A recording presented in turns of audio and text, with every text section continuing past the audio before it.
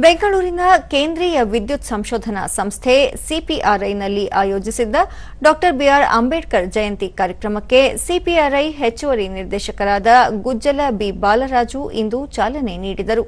ಇದೇ ವೇಳೆ ಗಣ್ಯರು ಡಾ ಬಿಆರ್ ಅಂಬೇಡ್ಕರ್ ಅವರ ಭಾವಚಿತ್ರಕ್ಕೆ ಪುಷ್ಪ ನಮನ ಸಲ್ಲಿಸಿದರು. ಈ ವೇಳೆ ಸಿಪಿಆರ್ಐ ಮಹಾನಿರ್ದೇಶಕ ಬಿಎ ಸಾವಲೆ, ನಿರ್ದೇಶಕ ಎಸ್ ಸುಧಾಕರ್ ರೆಡ್ಡಿ, ಜಂಟಿ ನಿರ್ದೇಶಕ ಟಿ ಗುರುದೇವ್, ಭಾರತೀಯ ರಾಷ್ಟ್ರೀಯ ಕಾನೂನು ವಿಶ್ವವಿದ್ಯಾಲಯದ ಉಪಕುಲಪತಿ ಸುಧೀರ್ ಕೃಷ್ಣಸ್ವಾಮಿ ಸೇರಿದಂತೆ ಹಲವರು ಉಪಸ್ಥಿತರಿದ್ದರು.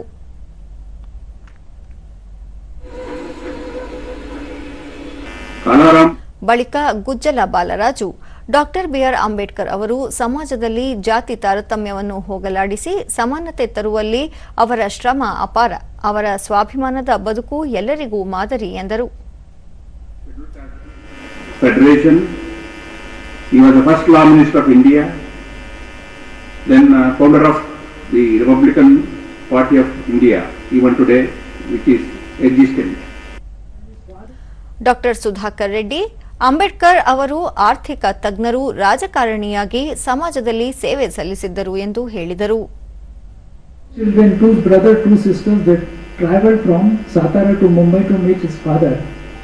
But the letter which they wrote him to, we received them in the station did not reach before they reached there.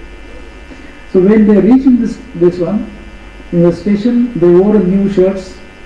That time the cap used to be there for the Maharashtrian style. Sudhir Krishnaswamy, Bharat ಸಂವಿಧಾನ ಅಳವಡಿಸಿಕೊಳ್ಳುವಲ್ಲಿ ಡಾ B R Ambedkar ಅವರ ಪಾತ್ರ ಮಹತ್ವದ್ದಾಗಿದ್ದು, ಹಲವು ಸಮಸ್ಯೆಗಳ ನಡುವೆಯೂ ವಿಭಿನ್ನ ಮತ್ತು ಆದರ್ಶನೀಯ ಸಂವಿಧಾನವನ್ನು ಭಾರತಕ್ಕೆ ನೀಡಿದ್ದಾರೆ ಎಂದರು.